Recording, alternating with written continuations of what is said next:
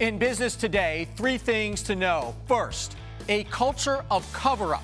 Those words from U.S. senators who put GM CEO Mary Barra through the ringer.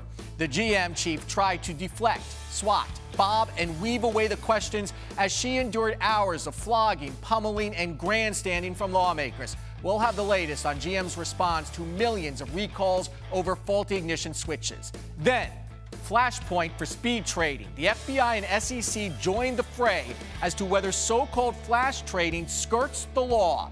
And boy toys for girls, how the toy industry is reimagining traditionally male toys for young females. Arise XChange starts now.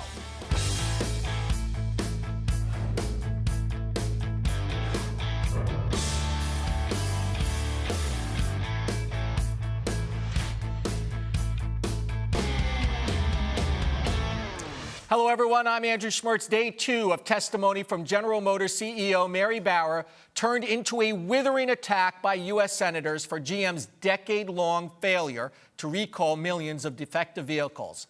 The Senate hearing opened with lawmakers saying GM had created a culture of cover-up, and lawmakers had none of the argument that most of this fell under the pre-bankruptcy old GM, because the new GM has most of the same people running it. GM has recalled more than 2 million vehicles over a faulty ignition switch. The defective cars would shut off while driving, leading to hundreds of crashes and at least 13 deaths. Senators knew the world was watching and stepped up their rhetoric. Here's some of what they had to say. You're a really important person to this company. Something is very strange that such a top employee would know nothing. So from where I sit, it looks like GM is not forthcoming with the American people who bailed them out.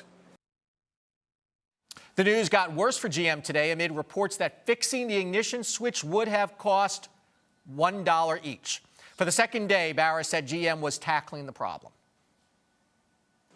These measures are only the first in making things right and rebuilding the trust with our customers.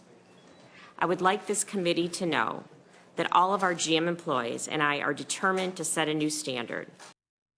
The head of GM wasn't the only one taking heat. Senators also complained to the acting head of the National Highway Traffic Administration that it failed to spot the trend among the GM accidents. Our automotive expert, the car coach, Lauren Fix, is here to talk more about today's hearings and what GM needs to do moving forward. Lauren, let's face it, Congress doesn't actually investigate anything, but they do make a lot of noise, and they're certainly putting pressure on Ms. Barra and General Motors. How do you think she did in day 2 of her testimony? Well, I thought day 1 was pretty grueling, but day 2, wow, they really cranked it up. I guess, you know, that's part of the price of being the CEO. She was involved. Remember, she was an engineer. She was involved in supply chain. She was involved in quality control. There isn't one person that is the villain here. And although they ramped up this intensity toward her to try and find an answer, remember, you've got attorneys involved, and I think she did a good job considering the situation. But the truth is, there's more people involved than just GM and National Highway Traffic Safety Administration. I also believe that Delphi is involved. Yep. I have a background in manufacturing, and we use a standard called QS9000. And QS9000 is something that has procedures in place. So when you place an order, I supply all the paperwork that includes all the blueprint and the quality control. And if the part didn't match, Delphi shouldn't have said it. And on the other side, the receiving side, GM received it and it didn't match QS 9000 standards. They shouldn't have taken it. So they're both at fault, but it's also the fault of the National Highway Traffic Safety Administration because they didn't catch it. Lauren, is Mary saying as much as she could say here? Does she need to simply come clean, or, you know, have the lawyers clamp down on her? Well, I think she needs to be very careful what she says. One of the senators asked her, would you let your son or daughter drive a Cobalt knowing that all you could use is the ignition key? And she said yes. I think she had to say yes. Of course. But in reality, we all know that kids, new drivers especially, who end up buying these type of cars, they don't realize when the car shuts off, they don't look and go, oh, the car's not running, I'll start it back up. But most people would act that way anyhow. Your natural reaction would be panic. So I don't think she'd want to put her kids in that position. But if she said yes, no, if she said no, then they would have used that against her. So you have to worry about the legal side of this as well as the political side of this. So there's a lot of politicking going on. And I think that GM doesn't want to take the blame, and it may fall on old GM, which means they lift all the bankruptcy protection, and the hard part is the U.S. citizens, the taxpayers, are going to end up footing the bill for all these class action lawsuits. Lauren, that is actually the big question: is how much did the U.S. government know here? Because those in the administration that were part of this bankruptcy are now being called into question as to whether they knew that this issue may have been hanging out there. We've discussed this before. Do you think that Barra at all has been set up by GM? No, I don't believe she's been set up. I think that she was a perfect fit for this position. She had worked her way up. She had been there her whole life. She had worked there out of high school and into college. I think that she's a good fit, and she's strong enough to be able to be transparent enough in the future. But right now, they have a lot of processes in place that need to be corrected. I also think that I don't think she was put there as the fall guy, because you can't blame one single person when there were teams of people that failed to do their job. So she's going to go back to Michigan now, and what does she now need to do? Well, she's going to go back to Michigan and read more paperwork and see what happens and go from there. That's the best that they can do, and we're going to bring them back. In addition, they're going to bring back ex-executives. Okay, Lauren Fix, the car coach. Thank you so much. We're going to stay with you on this story. Ahead of Friday's March unemployment numbers, we got a key report out on the jobs in the private sector. According to the payroll firm ADP, private employers added 191,000 workers in March. That's better than the past 2 months, but slightly below expectations from economists polled by Reuters. Weekly mortgage applications dipped by 1.2% from the week earlier. That's according to the Mortgage Bankers Association. And the Commerce Department says factory orders gained 1.6% in February. That's the best gain since September and better than forecasted. Taking a look now at the markets. The Dow Jones Industrial Average, this is the fourth straight winning day for the Dow, up 40 points to 16,573. The S&P 500 closing at 1890.90. And the NASDAQ at 42.76. Taking a look at stocks we're watching today. Google says it's splitting its shares, a move the company says is designed to allow Google founders Larry Page and Sergey Brin to retain control of the company. Google shareholders will be split into one Class A share that has voting rights and one Class C share that has no voting rights. Google closing at 1,135. Microsoft creating competition for Apple's popular digital personal assistant Siri. Microsoft says its new robot-voiced digital competitor, Cortana, will be available on new phones in late April and available to other customers over the next few months. Microsoft down 7 cents to 41.35. And shares of Sears Holding moved higher today on news that the company plans to spin off its Lands' End clothing business. Sears bought the company in 2002 for $2 billion. Sears up $1.43. And commodities, gold up $10 and oil pulling back 37 cents. Before this week, you may not have heard of flash trading. That's the practices of computers trading stocks milliseconds before other trades are made, possibly giving some traders an unfair and possibly illegal advantage. And we are literally talking a split second that could make the difference between a profit or loss. In Michael Lewis's new book, Flash Boys, Lewis writes about the CEO of the little-known stock exchange IEX, Brad Katsuyama. Katsuyama is quoted as saying the stock market is rigged because high-speed trading gives an advantage to a select few. Well, that led to a 20-minute verbal brawl on the floor of the New York Stock Exchange between Katsuyama and Bill O'Brien from one of the high-speed trading firms. It was televised on CNBC. I think it's really hard to put a word on it. You said it in the book, okay? You said it in the book. That's when I knew the markets were rigged. And it's disgusting that you're trying to parse your words now. Do you can't say that. You are quoted that way in the book, but let's walk through an example. Do you believe it or not? Because you said it. Let me walk you through an example. It's a yes or no question. Do you believe it or not? I believe the markets are rigged. Okay, so there you go. And I also think that you're a part of the rigging. So if you want to do this, let's do this. I really do. Veteran trader, MarketWatch contributor, and Spotify.com owner Cody Willard is back here on Arise Exchange to help us make sense of what is rather complicated, this idea of flash trading. Cody, I have heard this compared to the Big Bang Theory. It happens that quickly. Can you sort of sum up how flash trading works and what the questions are here? Well, the real crux of flash trading is that when an institution, a large mutual fund or hedge fund is putting out an order to their brokers, say, Goldman Sachs or a much smaller electronic firm like E-Trade, they can and sometimes do take those orders and work them through the exchanges. They have to do that. And when they're doing that, with that flash trading, what the crux of it is there are firms then that are watching those orders trickle out into the exchanges, and they are trying to literally front run those orders as best, as profitably as they can in a split second before the rest of the market sees them. And it's called front running, and it is illegal? I think it's pretty cut and dried. I mean, you're going to have people that can debate whether it's illegal. If you're going to ask my opinion, absolutely it's illegal. It's insider information. Front-run trading, but you've got Goldman Sachs and Bank of America and Citigroup that know when the Federal Reserve is going to buy or sell mortgage securities. So, I mean, you've got this rampant thing throughout the system at this point. Well, some even get inside information on the consumer sentiment numbers that come out. We've heard about those stories as well. So this has been going on for some time, right? And now, all of a sudden, the FBI and SEC are getting involved, and that's all because of Michael Lewis's book. I have to ask you, where has the regulators been in all of this?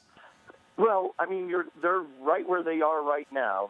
They've been every once in a while showing up and talking a little bit about it and discussing whether or not it, quote unquote, provides extra liquidity and into the system, into the markets, and therefore maybe it's a good thing. Well, that's always the answer. That's always the defense. It provides liquidity, and people think that makes it all okay. Right, and I mean, again, we could talk Federal Reserve policy and how they say they got to provide liquidity, and you've got parallels running through the system, and as an old Wall Street guy, and I'm only 42 years old, but I was on Wall Street 20 years ago, and it wasn't quite like this. It wasn't that the system was trying to front run and scam any little pennies it could out. There's a systemic problem at this point of front running and regulators not doing anything about it. And is it just Cody, is it just the regulators, or is it the New York Stock Exchange, the NASDAQ, et cetera, that maybe should say we need to slow this down? At this point, those things have become profit-seeking enterprises. They used to be not-for-profits, and they're going to do what they're going to do. You either need to make it a utility-regulated kind of industry or not. Regardless, though, the regulators and the laws that the regulators are supposed to be enforcing are there right now, and this stuff is at least, just the stink smell of it isn't good. And these hedge funds and these high-frequency trading firms would not be investing billions of dollars in doing this if they weren't getting billions of dollars out of it. And that money comes out of somewhere. Well, look, it is the retail investor and the mutual fund that is eventually being suckered by this. Gambling at the racetrack is a whole lot easier if you have the early feed from OTB. And that's what this is about, isn't it? You've got it. I mean, that's just it. It's almost like at this point, these guys are able to wait until the gates have dropped and the horses are running, and then they can place their bets as they see it evolving. Okay. Cody Willard, thank you so much. Excellent analysis. Thank you. Coming up, why the government may get between you and your favorite beer. New regulations that could quench the microbrewery business. You're watching Arise Exchange.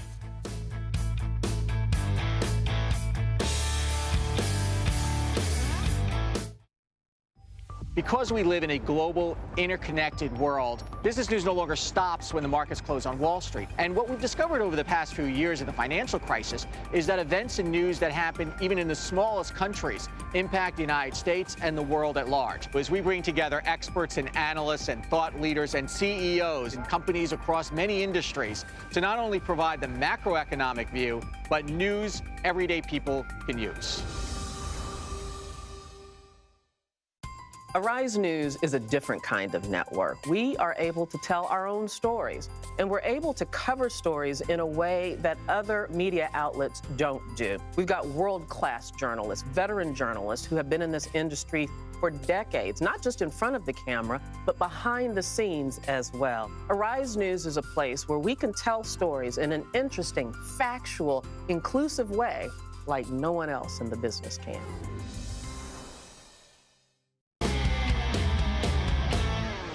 Welcome back to Arise Exchange. Time now for our business ticker, stories making headlines around the world. Chrysler has recalled another 870,000 SUVs, making a total of 950,000 recalled cars this year for Chrysler. The vehicles, the Jeep Grand Cherokee and Dodge Durango SUVs from the 2011 to 2014 model years because of malfunctioning brakes. The company is aware of one accident caused by the faulty parts, but Chrysler says no one was injured. The sky is now the limit for political contributions. The U.S. Supreme Court ruling that limiting contributions to political campaigns, parties, and candidates is unconstitutional. The decision divided the court along ideological lines, with the 5 more conservative judges voting in favor and the 4 more liberal against. The ruling does not affect base limits on contributions from individuals to candidates.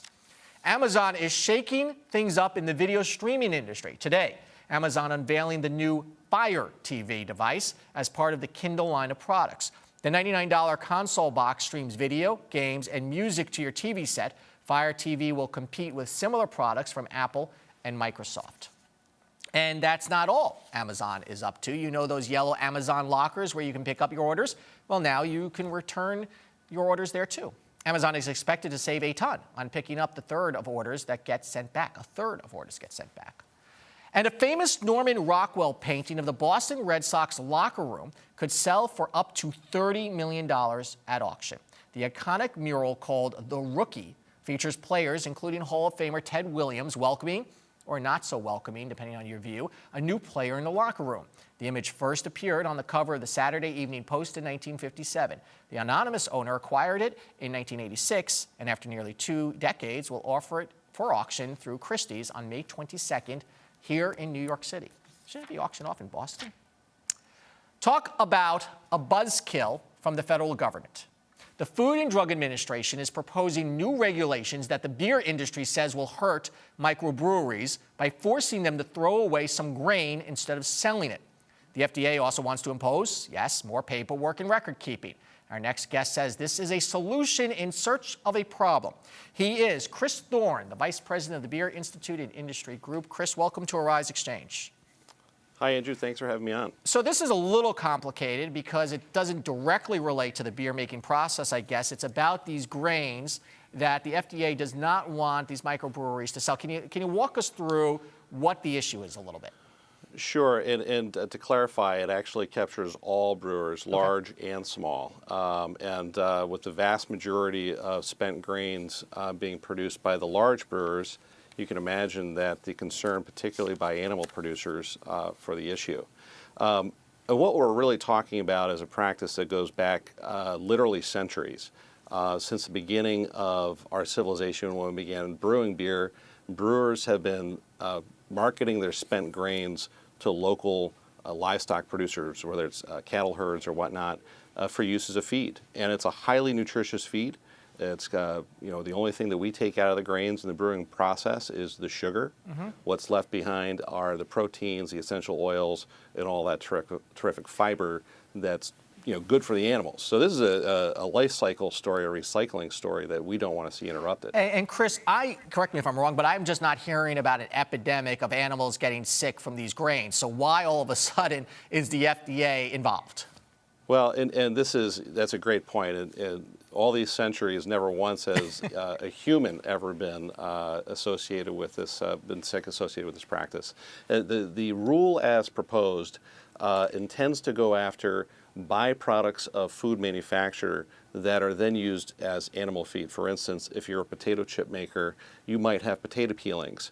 If you're a juice manufacturer, you might have citrus rind that you would then market to your local animal producers.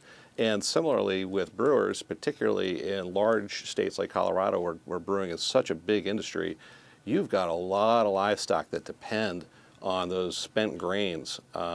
So it's a problem. We're working with the FDA to try and educate them on why it's not the threat they think it is. We mentioned microbrewers at the top of the segment because I imagine they are the ones who can least afford to lose this option. Well, no one can afford it. I'll tell you that. The average cost, we looked at the cost of this through the processes of the regulation, the paperwork, the testing. You actually would have to disrupt the brewing process and test at certain stages in order to comply with this proposed rule. So all those costs for an average large brewer would be about $13.6 million a year. That's a substantial cost in addition to the potential loss of income if you stopped marketing the grains. So whether you're a small brewer or a large brewer, the implications here are pretty extreme. Chris, do you think that this is an example of the government just not getting the pressures on small business, where what sounds like maybe a reasonable regulation has a disproportionate impact? I think that there is an education that has to take place. We've made a case that is very calm, very fact-based. We've worked with our partners in the industry, the milk producers and the American Malt Barley Association, to have a united front. And we believe that we're going to get to a point where they're going to repropose a rule that makes more sense. This is, as you said it, it's a solution in search of a problem. There just has never been an incident that's been tracked to this practice. It's caused human health illness. So what we'd like to do is bring them to a point where we can continue what's really a terrific recycling story. All right, so hopefully some sober thinking will prevail here. Yeah. Chris Thorne from the Beer Institute, appreciate it. Thank you. Ahead, it's good to be the Archbishop, how a $2 million mansion makes one holy man our favorite person of the day. You're watching Arise XChange.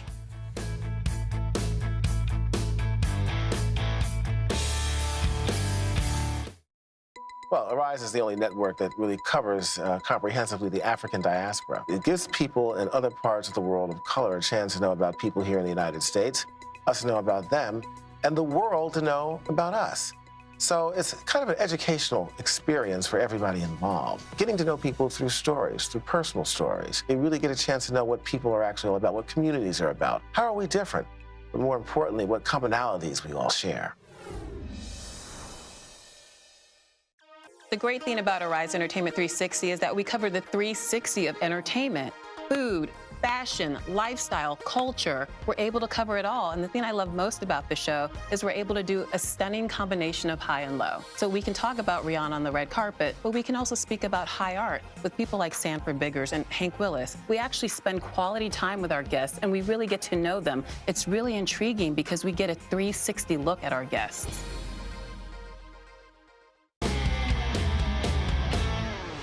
Time now for our favorite person of the day, when we pick one person who grabbed our attention, and not for the right reasons. Today, that person is the Archbishop of Atlanta, Wilton Gregory, who has finally received the good word that moving into a $2.2 million mansion just for himself is, well, unholy.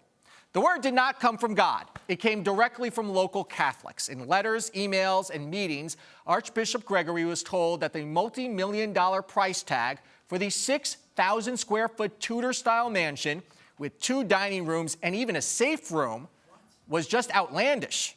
Pope Francis apparently agreed. Days after the Pope fired a German bishop known for his lavish spending, Gregory apologized. He says he never considered the cost in terms of his, quote, integrity, especially as many parishioners struggle to pay the mortgage. You may wonder where Gregory got the money to build the mansion in the first place. Well, it came from a $15 million gift from the nephew of Margaret Mitchell, the author of Gone with the Wind. Gregory says he will now move elsewhere. And so Archbishop Wilton Gregory has found that his new swanky digs are also gone with the wind, and that he's our favorite person of the day. Next, why dolls are no longer the first choice for girls when it comes to buying toys. Find out what's topping their list when Arise XChange comes back.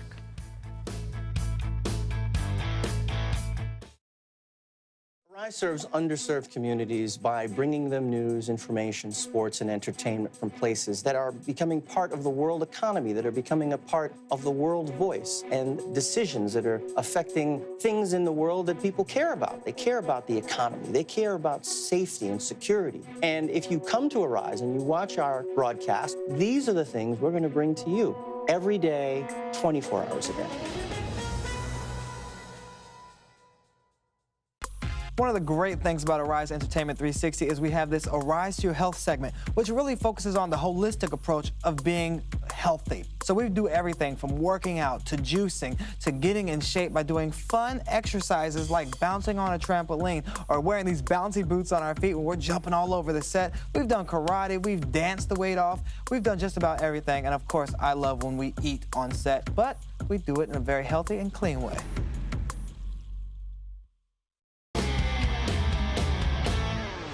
It's April, so let's start talking about Christmas. Retailers are already focusing on the toys that will be making a big splash with shoppers this year. Toys that were once popular with boys are now finding girls as its biggest customer.